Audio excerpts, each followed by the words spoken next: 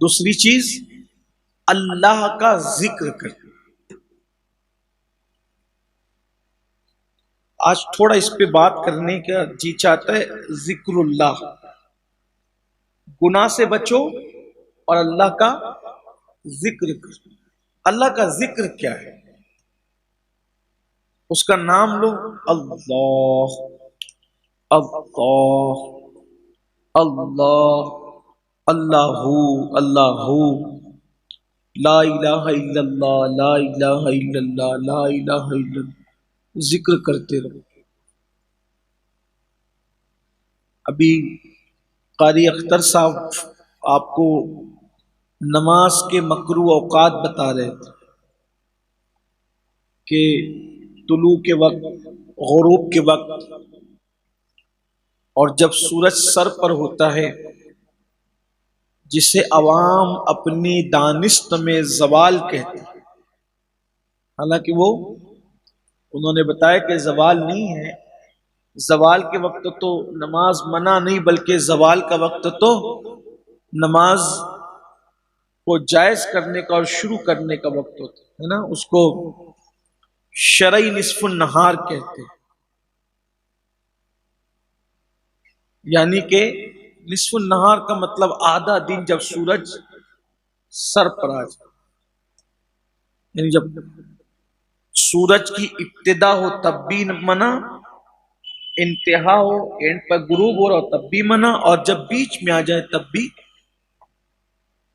اسی طرح یعنی نماز بھی ایک موقع آتا ہے کہ منع ہو جاتی کہیں، ٹھیک ہے، نہیں پڑھ سکتے آپ طلوع کے وقت، غروب کے وقت. اور روزہ بھی کبھی منع ہوتا ہے، عید کے دن نہیں رکھ سکتے، اور پھر ادھر بقرعید کے 4 دن نہیں رکھ سکتے. ٹھیک. حج کی تو اجازت ہی مخصوص ایام میں، اس کے علاوہ حج نہیں ہو سکتا. کوئی کرے تو نہیں ہوگا حج. یعنی کسی چیز کا کوئی نہ کوئی وقت مقرر ہے، پھر تعداد بھی مقرر ہے، اپنی مرضی سے نہیں کر سکتے. لیکن اللہ کے ذکر کی شان یہ ہے کہ اللہ کا ذکر کبھی منع نہیں، اور اس کی کوئی تعداد بھی نہیں ہے. بلکہ کیا فرمایا؟ اللہ کا ذکر کرو ذکرن کثیرا، اللہ کا ذکر کثرت سے کرو. اور پھر اللہ کا ذکر کیا ہے؟ اللہ فرماتا ہے فَاذْكُرُونِي أَذْكُرْكُمْ، تم میرا ذکر کرو میں تمہارا ذکر کروں گا. بعض مفسرین نے کہا کہ تم میرا ذکر کرو میں تمہارے چرچے کروں گا. اس ضمن میں حدیث پاک آئی ہے، میرے آقا علیہ السلام حدیث قدسی بیان فرماتے ہوئے کہتے ہیں کہ اللہ فرماتا ہے جب تم میرا ذکر محفلوں میں کرتے ہو تو میں تمہارا ذکر فرشتوں کی محفل میں کروں، اور جب تم میرا ذکر اکیلے میں کرتے ہو تو پھر میں تمہارا ذکر شان تنہائی کے ساتھ کرتا ہوں. تم مجھے جیسے یاد کرتے میں تمہیں ویسے یاد کرتا. اللہ کا ذکر یہ کرتے رہو، اللہ کا ذکر. تو فرمایا کہ وضع کا رسم رب بھی، اور جنہوں نے اللہ کا ذکر کیا اپنے رب کا ذکر کیا، فصلى، اور انہوں نے نماز قائم کی، نماز پڑھی، انہوں وہ نمازی ہو گئے. پہلی چیز گناہ سے پاک ہوئے، دوسری چیز اللہ کا ذکر کی.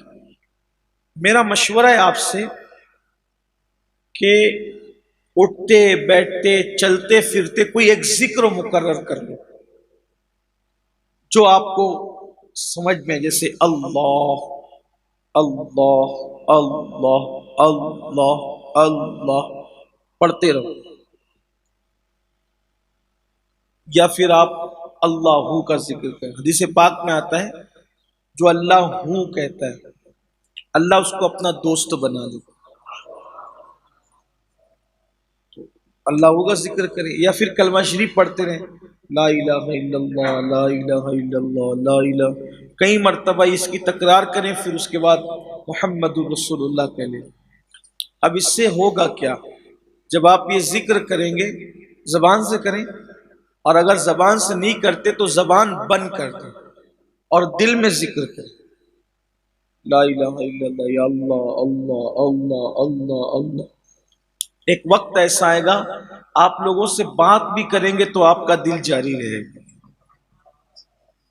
منزل، اور پھر بہت لطف آئے گا، بڑی لذت آئے گا اللہ کا ذکر کریں، یا پھر سبحان اللہ الحمدللہ اللہ اکبر، یعنی ذکر کرتے رہیں، ذکر کی بڑی برکت۔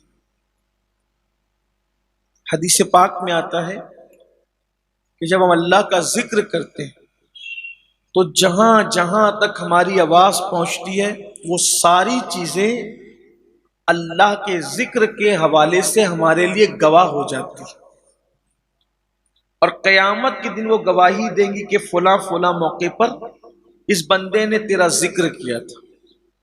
اس سلسلے میں ایک واقعہ بیان کیا جاتا ہے کہ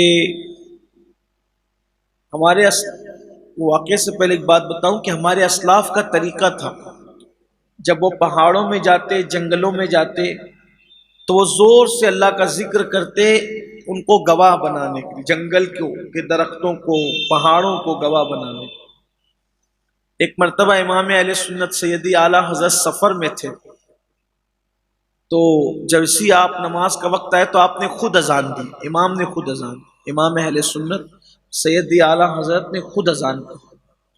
لوگوں نے کہا کہ حضرت آپ نے اذان پڑھی، تو فرمایا ہاں میں ان پہاڑوں کو اپنے ایمان پر گواہ بنانا چاہتا ہوں۔ لوگ جب پہاڑوں میں جاتے ہیں تو اپنا نام لکھتے ہیں، ان دیوانوں کو چاہیے کہ اپنا نام لکھنے کی بجائے وہ اللہ کا نام لینا، تاکہ قیامت کے دن وہ پہاڑ بھی گواہی دے کہ مولا اس نے ہم پر پہنچ کر تیرا ذکر کیا۔ اس سلسلے میں ایک واقعہ بیان کیا جاتا ہے کہ سیدنا ابراہیم ابن ادہم رضی اللہ تعالیٰ عنہ نے چند کنکریاں لی، اور چند کنکریاں لے کر ان کے سامنے کہا لا الہ الا اللہ، اے کنکریوں گواہ رہنا کہ میں اللہ کی توحید بیان کروں، میں نے اللہ کا ذکر کیا، تم گواہ رہے۔ اور پھر ان کنکریوں کو زمین پہ ڈال دیا۔ اس رات سوئے تو خواب میں کیا دیکھا کہ حساب کتاب ہو رہا ہے اور اللہ کی طرف سے حکم ہوتا ہے کہ اس کو جہنم میں لے جاؤ۔ کس کو؟ حضرت ابراہیم ابن ادہم رضی اللہ، اس کو جہنم میں لے جاؤ۔ تو فرشتے پکڑ کر جہنم میں لے جاتے ہیں، تو جہنم کے پہلے دروازے پر پہنچے تو وہاں پر ایک کنکری کو بہت بڑی چٹان کی شکل میں کھڑا ہوا پایا، اور وہ کنکری کہہ رہی تھی کہ میں اس کو جانے نہیں دوں گی کیونکہ اس نے مجھے گواہ بنا کر اللہ کا کلمہ پڑھا۔ فرشتے دوسرے دروازے پہ لے گئے تو دوسری کنکری کو پایا، تیسرے دروازے پہ لے گئے تو تیسری کنکری کو پایا، حتیٰ کہ سارے دروازوں پہ وہ کنکریاں بڑے چٹان کی شکل میں تھی۔ پھر حکم ہوتا ہے کہ اسے جنت میں لے جاؤ۔ یعنی اللہ والوں کو یہ بتایا جاتا ہے تاکہ ان کے اعمال کا فائدہ، یا خواب میں عام لوگوں کو بھی بتایا جاتا ہے مومنین کو، تاکہ ان کو پتہ چلے کہ انہوں نے جو عمل کیا اس کی برکتیں کیا ہیں۔ تو اللہ کا ذکر کرو، یہ جو بڑبڑ کرتے ہو نا، بک بک کرتے ہو، یہ ختم کرو، کوشش کرو زیادہ سے زیادہ اللہ کا ذکر کرنے کی۔ اور بہت مختصر مدت لے کر کے ہم آئے ہیں اس دنیا میں، اس لیے کوشش کرو۔ اور پھر میں لوگوں سے کہتا ہوں، پہلے ہی میں نے کہا کہ کلمہ طیبہ سے بڑھ کر اللہ کا کوئی ذکر نہیں، افضل الذکر لا الہ الا اللہ، سب سے بہترین ذکر کلمہ شریف ہے۔ کلمہ شریف پڑھو، بہت برکت ہے اس کی۔ اگر آپ کلمہ شریف اس طرح پڑھتے ہیں لا الہ الا اللہ محمد الرسول اللہ صلی اللہ علیہ وآلہ وسلم، اس طرح پڑھتے ہیں، آپ کو زندگی میں کوئی دوسرا وظیفہ کرنے کی ضرورت نہیں۔ اسی کلمہ شریف اور درود شریف کی برکت سے آپ کی روزی میں برکت ہوگی، آپ کی عمر میں برکت ہوگی، آپ کے رکے ہوئے کام ہو جائیں گے، آپ کے مسائل حل ہو جائیں گے، ہر درد کی دوا اس کے اندر موجود ہے۔ کلمہ شریف کی بہت برکت۔ حدیث پاک میں آتا ہے کہ جب بھی کوئی بندہ کلمہ طیبہ پڑھتا ہے لا الہ الا اللہ محمد الرسول اللہ صلی اللہ علیہ وآلہ وسلم، تو اللہ کا عرش جھومنے لگتا ہے، گھومنے لگتا ہے، اس پر وجد کی کیفیت طاری ہوتی ہے۔ اللہ فرماتا ہے اے عرش رک جا، ساکن ہو جا۔ عرش کہتے ہیں مولا کیسے رکوں، آج ایک بندے نے کلمہ پڑھا ہے، جب تک اس کی بخشش نہیں ہوگی میں کیسے رک سکتا ہوں؟ تو ندا آتی ہے اے عرش تو تو بعد میں جھومنا شروع ہوا، اس کا کلمہ بھی مکمل نہیں ہوا تو ہم نے اس کی مغفرت فرما۔ کلمہ شریف بار بار پڑھنے کی عادت، اور جب بھی کلمہ شریف پڑھو تو نیت یہ کر لو کہ ہم تجدید ایمان کر لیں، ایمان کو نیا کر لیں، ایمان کو تازہ کر لیں۔ بار بار کلمہ شریف پڑھو، اٹھتے بیٹھتے سوتے جاگتے کلمہ شریف پڑھو۔ لوگ وظیفے لیتے ہیں، کون سا وظیفہ کریں؟ میں نے اس سے پہلے رمضان شریف پہ بھی اعتکاف والوں کو میں نے یہی عرض کیا کہ لوگ وظیفے لیتے ہیں، مشکل مشکل وظیفے۔ آپ سے پوچھتا ہوں یہ کلمہ جسے ہم کلمہ طیبہ کہہ رہے ہیں، اللہ نے عرش پر لکھا، یہ کلمہ لا الہ الا اللہ محمد الرسول اللہ صلی اللہ علیہ وآلہ وسلم، اللہ نے عرش پر لکھا، عرش کے پائے پر لکھا، کرسی پر لکھا، جنت کے دروازوں پر لکھا، حوران جنت کی پیشانی پر لکھا، ان کی پتلیوں پر لکھا، اللہ نے لکھا۔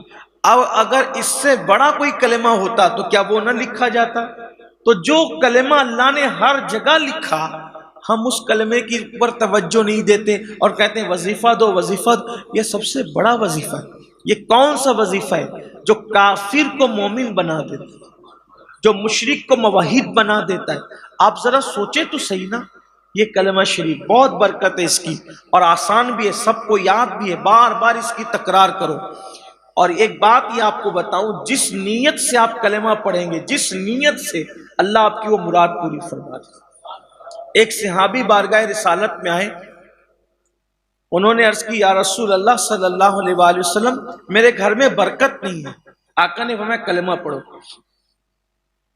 لا الہ الا اللہ محمد الرسول اللہ صلی اللہ علیہ وآلہ وسلم، کلمہ پڑھو۔ انہوں نے چند دن کلمہ پڑھا، اللہ نے ان کے گھر میں برکت عطا فرمائی۔ بہت برکت ہے اس کلمے کی۔ میں سمجھتا ہوں زندگیاں ختم ہو جائے لیکن کلمہ طیبہ کی برکت بیان کرتے کرتے زبانیں گھس جائے گی، اس کی برکت بیان نہیں ہو سکتی۔